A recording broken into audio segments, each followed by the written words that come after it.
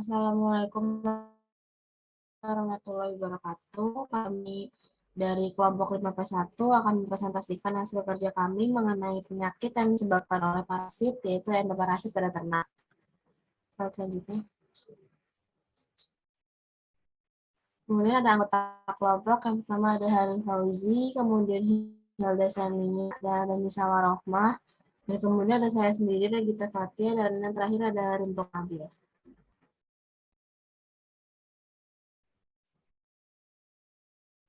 Kemudian ada endoparasit yang akan dijelaskan oleh Hanif. Kepada Hanif, waktu di tempat dipersilahkan.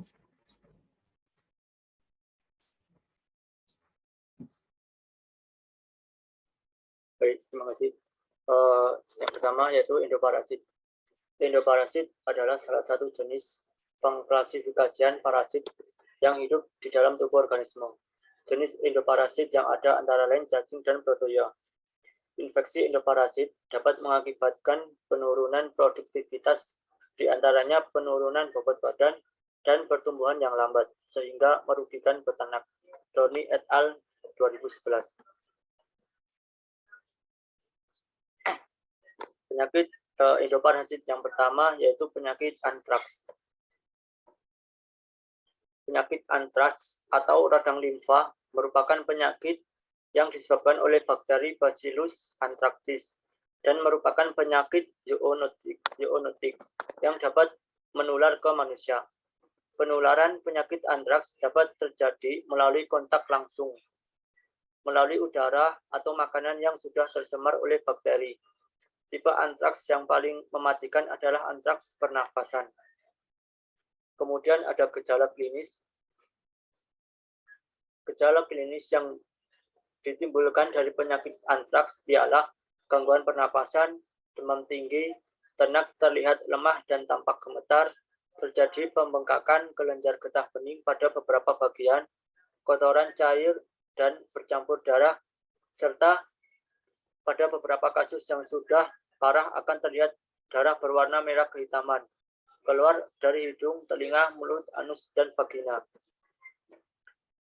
Untuk selanjutnya yaitu cara pengendaliannya, yaitu penyakit antraks pada stadium awal ketika masih ringan dapat diatasi dengan obat antibiotik penisilin dan tetraxilin. Sapi yang sudah terinfeksi harus segera dipindahkan ke kandang isolasi agar supaya tidak menular pada sapi yang masih sehat. Sementara itu, sapi yang sudah mati akibat penyakit ini perlu dibakar atau dikubur untuk mencegah penularan. Baik, saya kembalikan kepada moderator. Baik, terima kasih Hanif. Untuk materi selanjutnya akan oleh Saudari Hilda. Waktu dan tempat dipersilahkan. Baik, selanjutnya saya melanjutkan tentang penyakit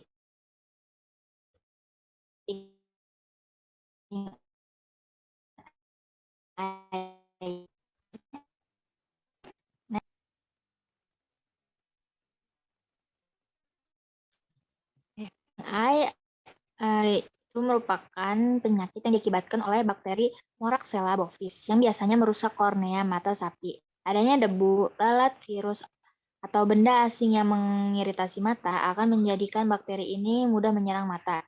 Lalat yang sering hinggap di muka atau face flies merupakan faktor pembawa dan agen penularan penyakit pink eye pada suatu populasi ternak, khususnya pada cuaca hangat. Next.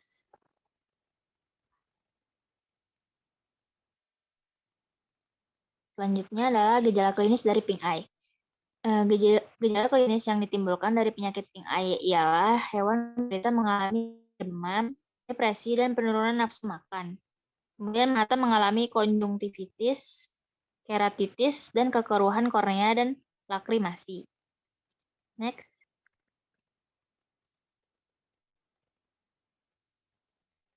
Kemudian berikut ini merupakan cara pencegahannya. Pengobatan tipikal yang lebih efektif yaitu pemberian bezatin klosaxilin. Untuk pencegahan yang efektif, lakukan cara rutin penjagaan dan pembersihan kandang serta lingkungan. Selanjutnya, jaga kualitas pakan serta atur populasi kandang tidak terlalu padat. Sedangkan di negara-negara maju, tindakan pencegahan yang dilakukan biasanya adalah melalui pemeriksaan Selanjutnya akan saya kembalikan kepada moderator. Baik, terima kasih Yoga atas penjelasannya. Untuk materi selanjutnya akan dijelaskan oleh Saudara Abil. Waktu dan tempat dipersilahkan. Baik, terima kasih. Saya akan menjelaskan penyakit mastitis. Next.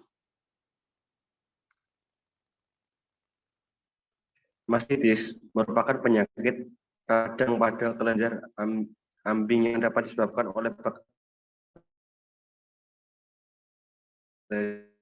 atau identitas mastitis sangat dipengaruhi oleh organisme penyebabnya. Beberapa organisme penyebab mastitis adalah Streptococcus agalitae, S. disigulitiae, dan S. uberis, dan Staphylococcus. Next.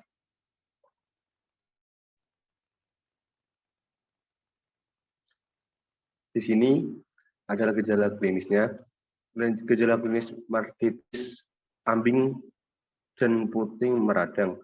Hasil produksi susu menurun, warna susu yang kuning keruh dan terdapat gumpalan. Next.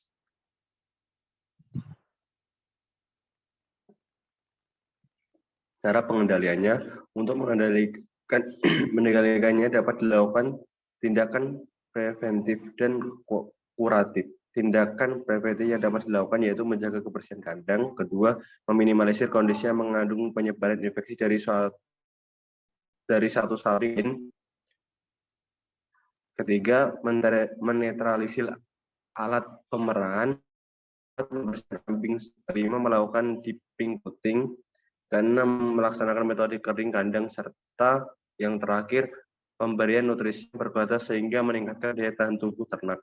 Tindakan kuratifnya dengan memberikan antibiotik jika penyebabnya bakteri. Jika jamur, bisa diberikan antifungi dan disinfeksi.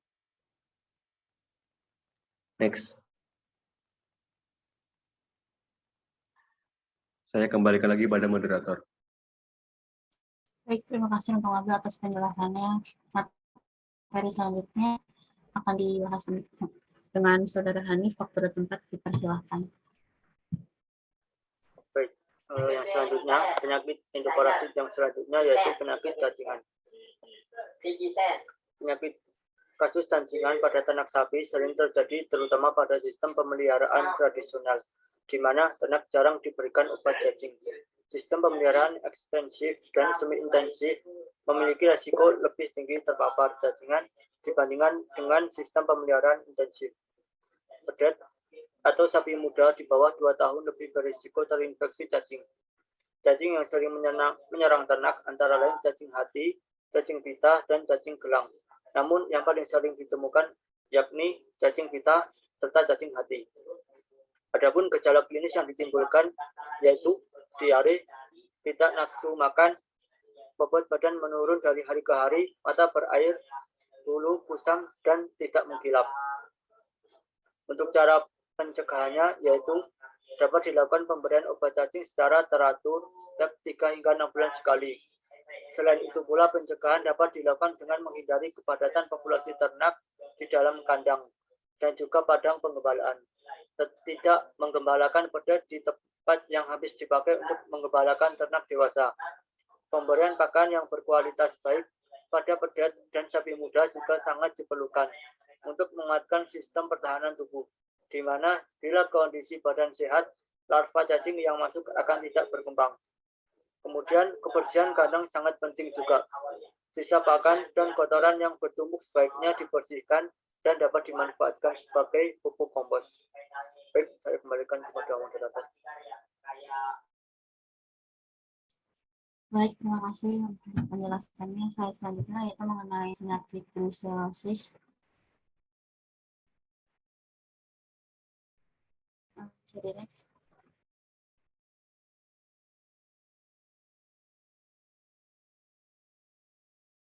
Penyakit brucellosis ini awalnya merupakan penyakit reproduksi pada hewan yang disebabkan oleh bakteri genus Brucella sp, dan berbagai varietas hewan dapat terinfeksi spesies Brucella seperti Abortus, kambing Brucella melitensis, Brucella ovis, dan babi Brucella Swiss, juga anjing Brucella canis, dan Rodentiaceae B. neotamae. Nah, selanjutnya.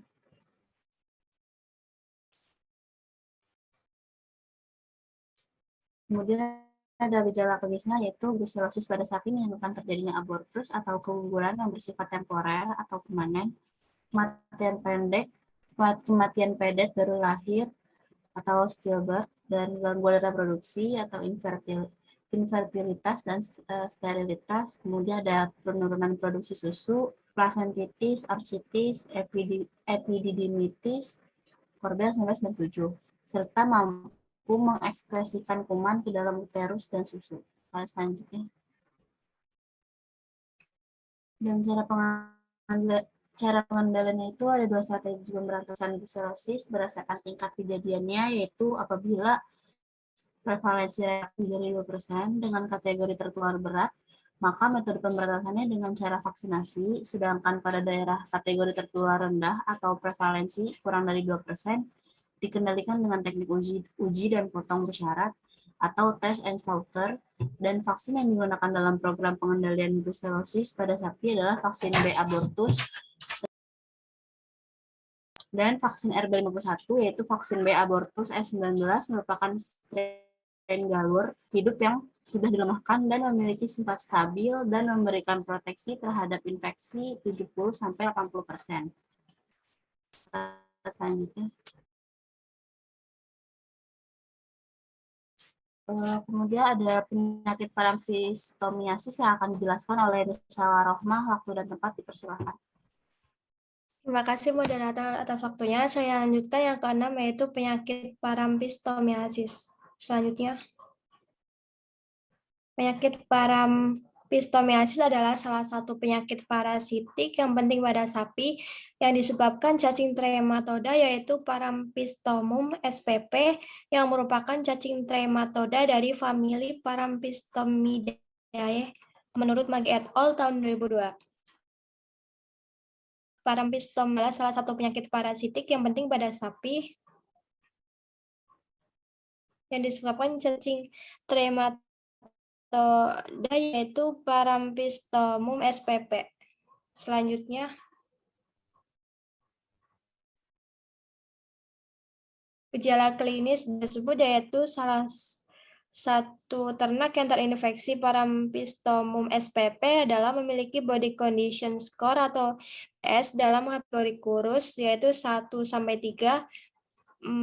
menurut Melaku dan Adis tahun 2012. Selain BCS kurus, pada penelitian ini juga ditemukan sapi dengan BCS optimum itu 5-7 mengalami parampistomiasis. Diduga sampel tersebut terinfeksi Parampistomum spp, masih tergolong dalam infeksi ringan, sehingga akibat yang ditimbulkan belum terlihat. Menurut Javed et al. Tahun 2006.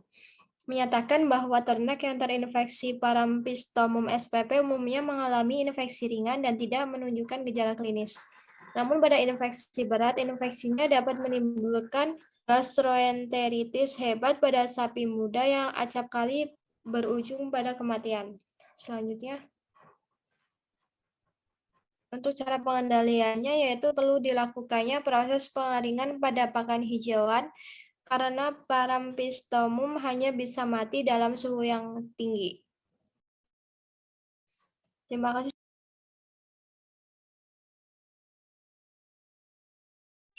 Baik, berikut merupakan daftar pustaka yang kami dapatkan dari beberapa materi yang kami lampirkan. Cukup sekian dari kelompok kami. Kalau lebihnya mohon dimaafkan. Wassalamualaikum warahmatullahi wabarakatuh.